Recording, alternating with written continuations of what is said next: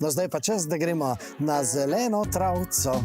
Pa ne na tisto, ki jo je predpisal zdravnik, ampak na tisto, ki je včasih zvezda sobotne žurke. Zdaj eni hočejo, da bi ta travca postala legalna, ampak poglejmo, kaj bi to pomenilo za prometno varnost. Ko pa posameznik se usede v avto, s tem, če je pod vplivom konoplje, posega v pravice drugih udeležencev v prometu, s tem pa v bistvu tudi krši 17. člen Ustave, pravica do nedotakljivosti življenja.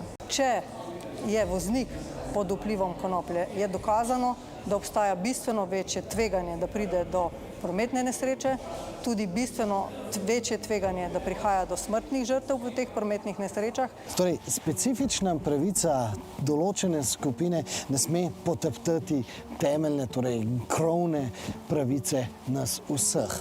Ampak, a bi vseeno mogoče lahko najdli kakšno možnost, da bi te obe ustavni pravici nekako sobivali, da sploh ne bi prišli navzkriž, se pravi, da bi lahko nekako popolnoma ločili tisto žurko in pa vožnjo. Jaz mislim, da tega mehanizma ni. Tega ne moreš ločiti. Raziskave kažejo, da večina tistih, ki zaužije THC, dejansko potem tudi sede za volan v absolutno prekratkem času, se pravi, se ta učinek še ni izničil v telesu. Ko smo imeli v juniju evropsko akcijo droge in alkohol, je bilo ugotovljeno, da se število ugotovljenih kršiteljev, ki so pod vplivom alkohola, in število ugotovljenih kršiteljev pod vplivom drog v teh državah, kjer so legalizirali konopljo, skoraj izenačuješ.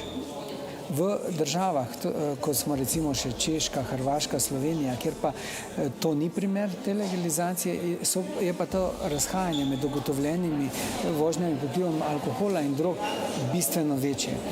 Kar do neke mere pomeni, da vendarle je pri udeleženju cestnega prometa še neka zavora.